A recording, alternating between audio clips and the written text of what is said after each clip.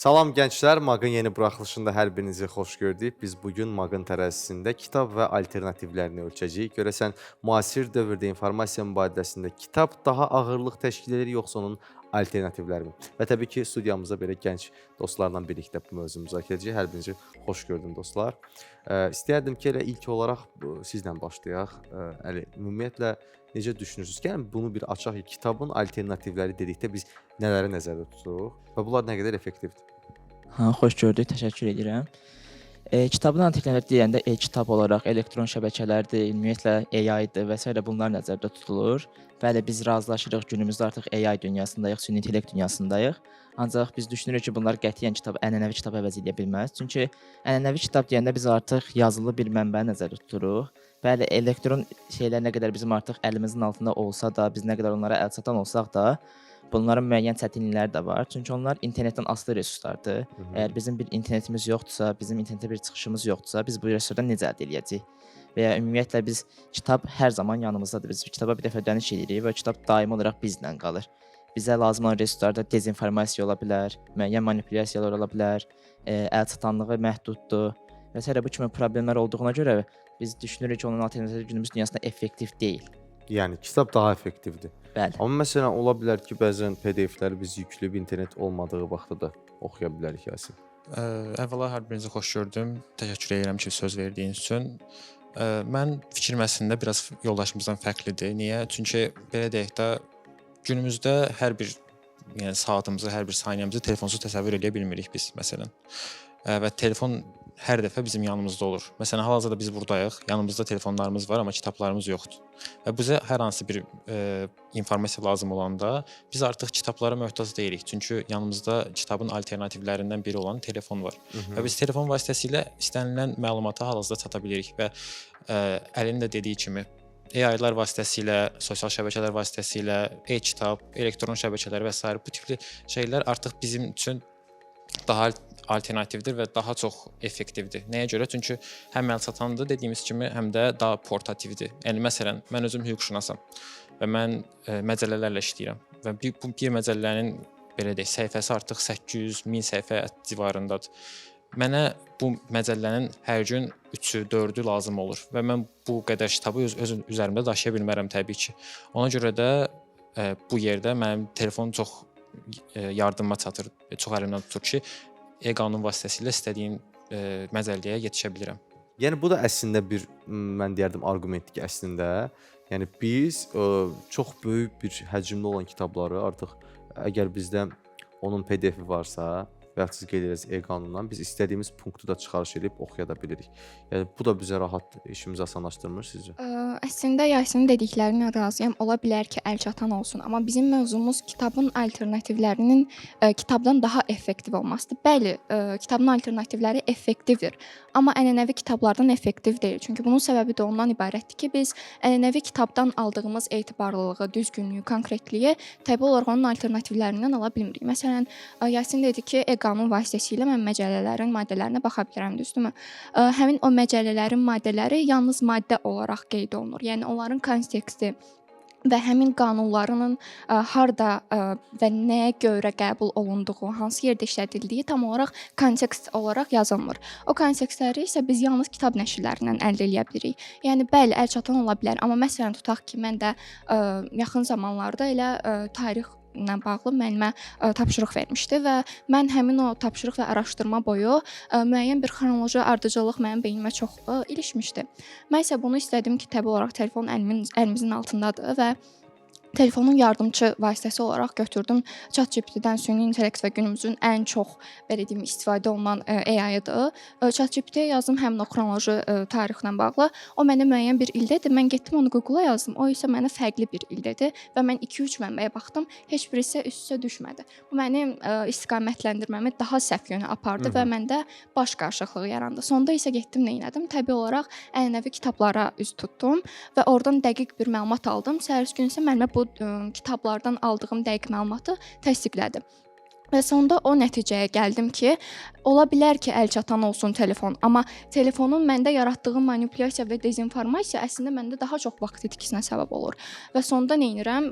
avtomatik olaraq mən ənənəvi kitablara möhtaclıq duyuram. Çünki nə olursa olsun ənənəvi kitablardan aldığım emosiyanı və düzgünlüyü, konkretliyi mən belə deyim də rəqəmsal platformalardan və ya süni intellektdən ala bilmirəm. Çünki kitab, ənənəvi kitablar ekspertlər, alimlər və digər gərəkli olan orqanlar tərəfindən təsdiq olunur. Amma rəqəmsal platformalarda biz belə bir şeylə rastlaşmırıq. Əslində baxın, kitabların bu gün ənənəvi versiyası, ənənəvi kitabların daha doğrusu alternativləri sırasında biz onlayn audio kitablar da hesab edə bilərik əslində. Çünki onlarda bizim rahat bir şəkildə, yəni orada hər hansısa bir kontekstdən çıxış da olmur və xüsusilə orada necədirsə, sən artıq onu dinləyirsən də.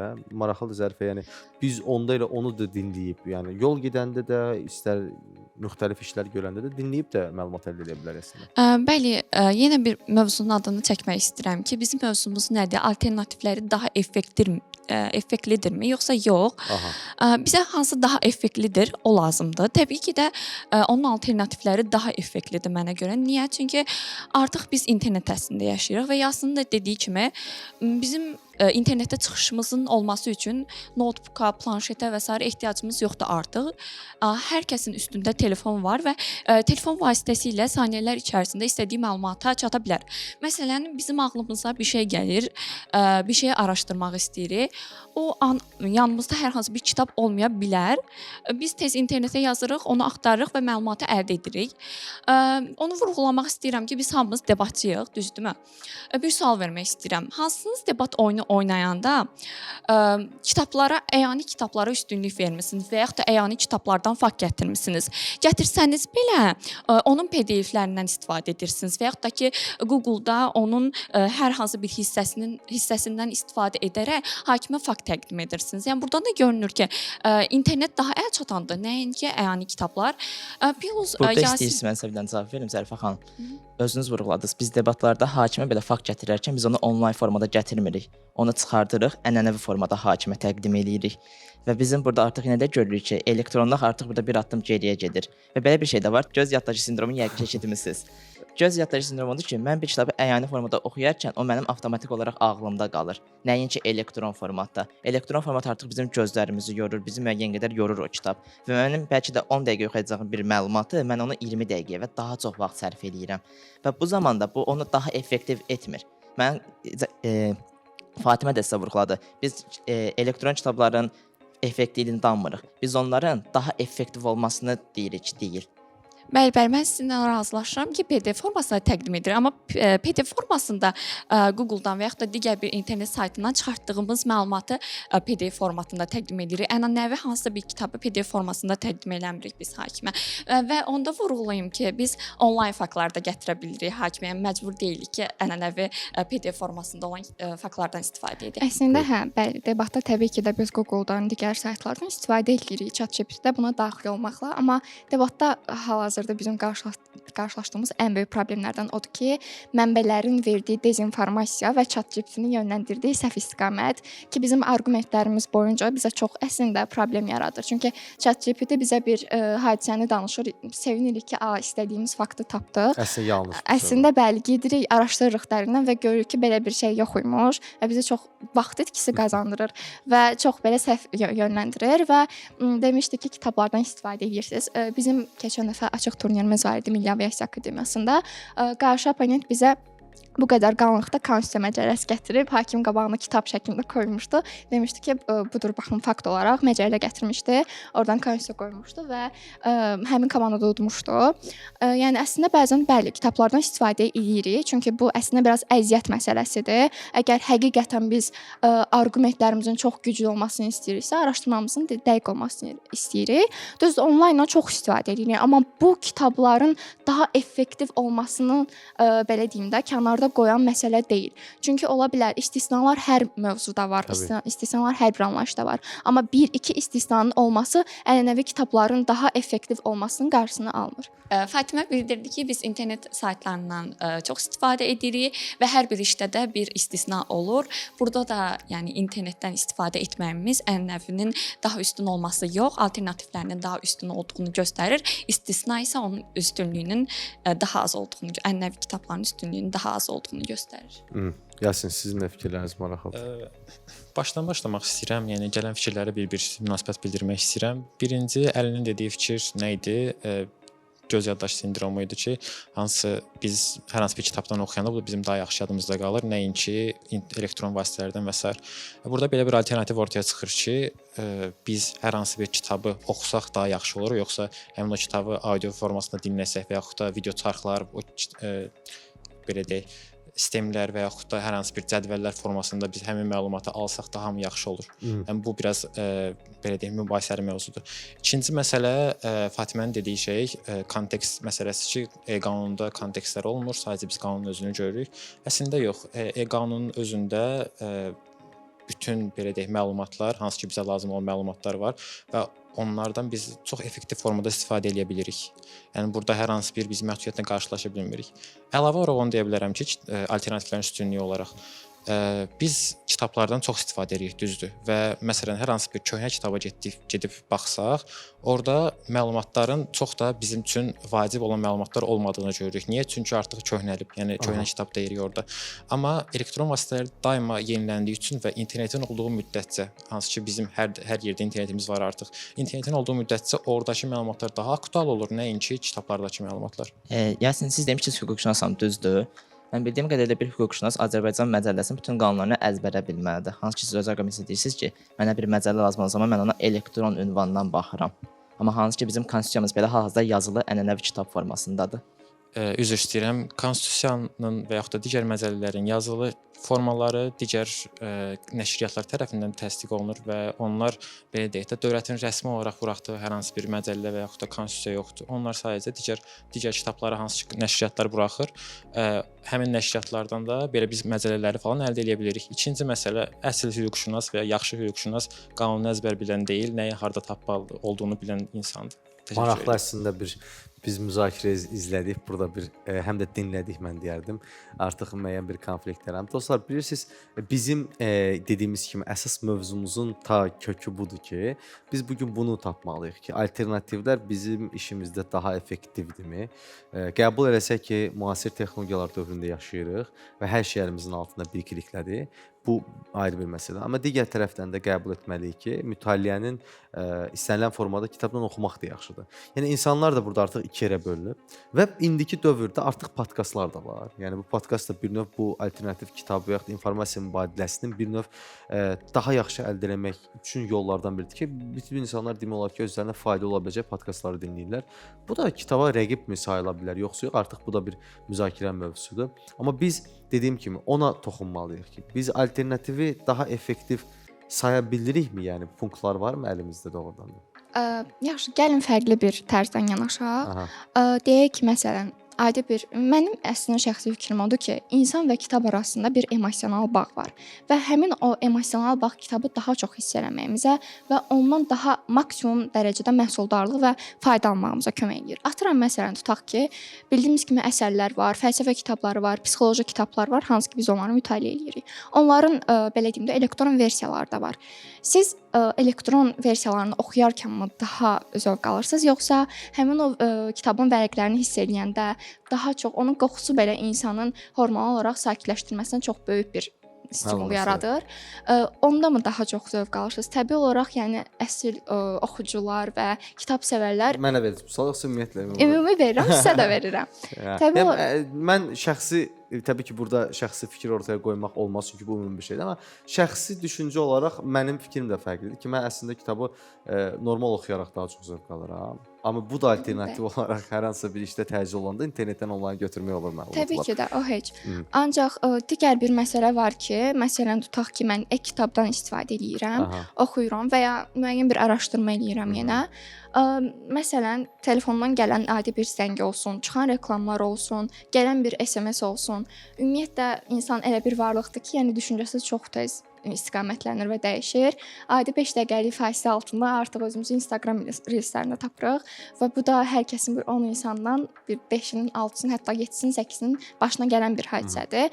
Və bunun qarşısını almaq üçün də fikrimcə, yəni kitablar daha effektiv üsuldur. Çünki kitabları oxuyarkən həm Əlinin dediyi kimi də mütaliə qabiliyyətimiz artdığı üçün və həmçinin də göz yaddaşımız da daha yaxşı yadda saxlayırıq. Şəxsən mən abituriyent vaxtımda tarixi oxuyarkən, tarix mənim ən belə deyim də zəif olduğum fənn idi, amma mən tarixi göz yaddaşı ilə yadda saxlayırdım.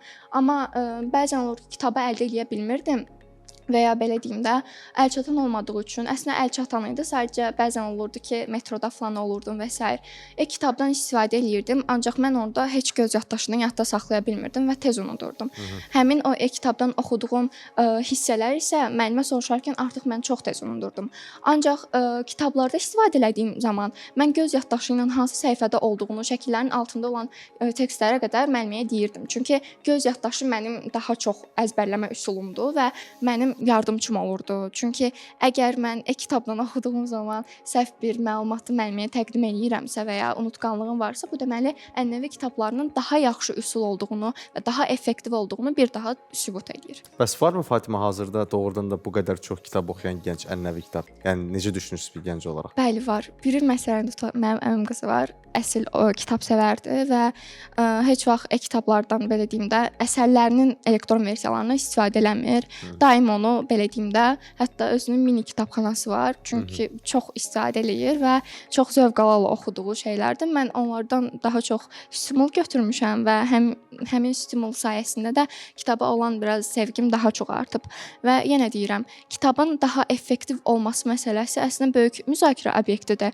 Ancaq onu da nəzərə almaq lazımdır ki, həmişə belə deyim də, hər şeyin yenisi dostun köhnəsi, necə ki kitabların da köhnəsi. Yəni informasiya və texnologiya bu qədər belə bir dövrdə texnologiya nə qədər inkişaf edir və biz nə qədər rəqəmsallaşırıqsa, onda biz kitab mövzusunda rəqəmsallığa getməməliyik deyə bir əslində çıxışla vurğulayır bizə Fatimə.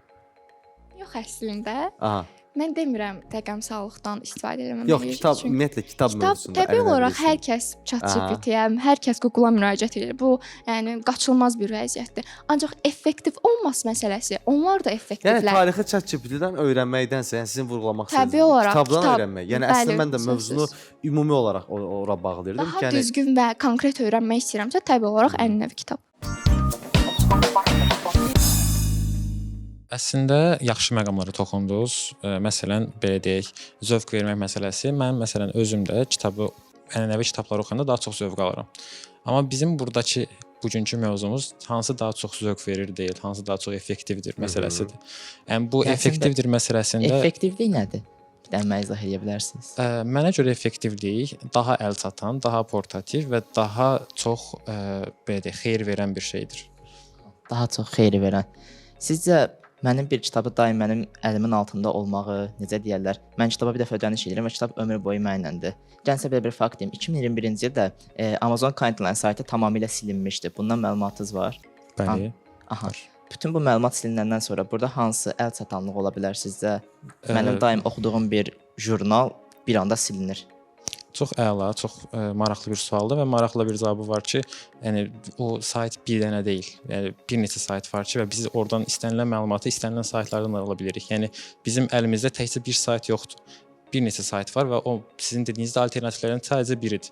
İkinci məsələ, kitablarda olan, daha doğrusu internet vasitələrində olan səhvlərdən danışırsınız, amma bir şey qaçırırsınız ki, internet vasitələrində məsələn PDF-lər də bura daxildir ki, o PDF-lərdə əsl kitabların, yəni ənənəvi kitabların sadəcə skan edilmiş versiyasıdır. Yəni kitablarda nə yazılıbsa, PDF-lərdə də onlar yazılır. Dəyişdirilmiş bir şey olmur. Yəni dəyişdirilmiş bir şey olmur. Əgər dezinformasiyadan qorxursunuzsa, onda güvənilir mənbələrdən informasiyanı almalısınız.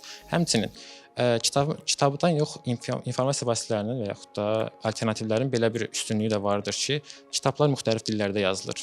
Müxtəlif dillərdə biz kitablara belə deyək də tərcümələrini tapa bilmirik bu kitabların və yaxud da tərcümələrini tapsaq da bu bizim üçün əlavə bir maliyyə tələb edir, əlavə bir vaxt tələb edir, amma internet vasitələrində belə bir baryer yoxdur önümüzdə. Biz istənilən informasiyanı istənilən dilə saniyələr içində çevirə bilirik. Aha, bir Buyurun, məsələyə buyurun, toxunmaq istəyirəm. İlk öncə effektivlik barədə bir şey demək istəyirəm ki, effektivliyin AZX hərfi mənası ondan ibarətdir ki, təsir etmə mənasını verir. Effektiv olma təsir etmədir. Yəni portativlik, əlçatanlıq deyil. İlk öncə onu deyim və təsir eləmənin içərisində həm zövq vermə də gedir, həm mənə verdiyi fayda da gedir, həm də məhsuldarlıq gedir. Və ikinci məsələ olaraq ona toxunmaq istəyirəm ki, siz demək istədiniz ki, bəs dil bariyerası yoxdur internet üzərində. Bildiyiniz kimi onu nəzərinizə çatdırım ki, xarici dildən Azərbaycan dilinə tərcümə eləyərkən bəzən internet üzərində, bəzən yox, çox hallarda internet üzərindən səhv tərcümə edilir. Təbii. Adi məsələn Google Translate-də çox qarşılaşdığımız məsələdir. Adi bir məsələn tutaq ki, ingiliscə atalar sözü olur. O atalar sözünü Google Translate-ə atanda tamamilə yəni özünü verir. Əslində konteksti fərqlidir.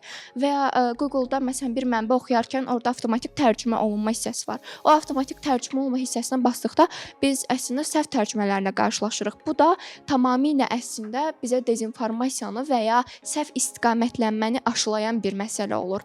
Və biz yenə nə edirik burada? Təbii olaraq araşdırmamız boyunca səhv istiqamətləndirmə olduğu üçün biz istədiyimiz məqsədə çata bilmirik. Yəni əslində tərcümə dediyiniz kitablarda, nəşrlərdə və ya kitabxanalar olur. Maliyyə deyirsiniz, bəli, kitabxanalar olur. Hər universitetin pulsuz kitabxanaları var. Gedirik ora, İstədiyimiz kitabı saniyələr içərisində tapıb verirlər bizə və biz orada mündərcat deyilən bir şey var. Mündərcatdan baxırıq və istədiyimiz səhifəyə çeviririk. Çox da çəkməyərək 5-10 dəqiqə içərisində istədiyimiz bizə lazım olan məlumatı əldə eləyirik tərcüməsi ilə bir Fatimə, yerdə. əslində bilirsiniz, sürətli bir dövrdə yaşayırıq da biz. İndi bizim də bir məqamımız, bəzi hallar olur ki, biz artıq orada çox sürətli formada bu zamanəyə uyğunlaşmalıyıq.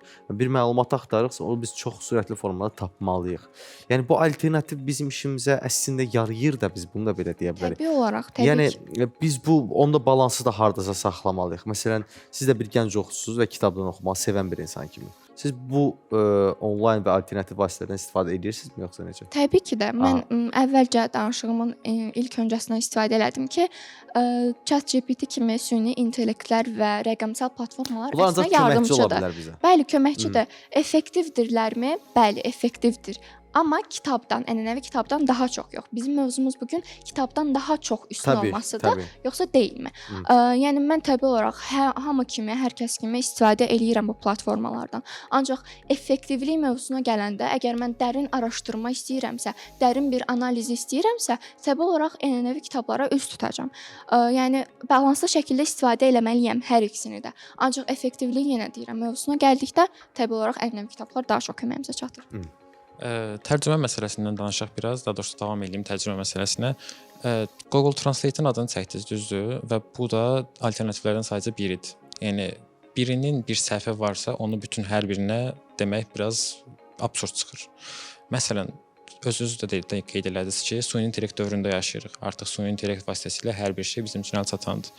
Tərcümələr də süni intellekt vasitəsilə bizim üçün əlçatandır. Hətta süni intellektin tərcümələri bəzən nəşriyyatlardan daha yaxşı tərcümə edir və kontekstə uyğun tərcümə edir. Hansı ki, bayaq effektiv sözünün hərfi mənasına endiniz. Effektiv sözü hərfi mənada sizin dediyiniz kimi düzdür, amma mövzumuz çərçivəsində kontekstə uyğun olaraq effektiv sözü deyəndə biz kitabların və yaxud da onun alternativlərin nəyə görə daha üstün olduğunu demək istəyiriksə, onun xüsusiyyətlərini də saymalıyıq ki, mənim saydığım da onların xüsusiyyətlərindən biri idi. Dostlar, çox maraqlı müzakirə edirik əslində, amma təəssüf ki, bizim vaxtımız o qədər uzun deyil və mən düşünürəm ki, sizin bu başlatdığınız, necə deyirlər, müzakirəni bizim dostlarımız artıq verilişimiz yayımlanandan sonra YouTube kanalımızın şərh bölməsində davam edə bilərlər. Əziz dostlar, təşəkkür edib bir də gəldiyiniz üçün. Sizə işlərinizdə uğurlar arzu edirəm. Daha böyük və daha yüksək yerlərdən səsiniz gəlsin hər zaman. Əziz dostlar, siz Maqın arenasında bu dəfə, daha doğrusu biz Maqın arenasında bu dəfə kitab və alternativlərindən danışdıq. Maqda başqa hansı mövzularda müzakirələr aparaq, bunu bizim sosial şəbəkə hesablarına yazmağı unutmayın. Sağ olun, salamat qalın. Xudahafiz.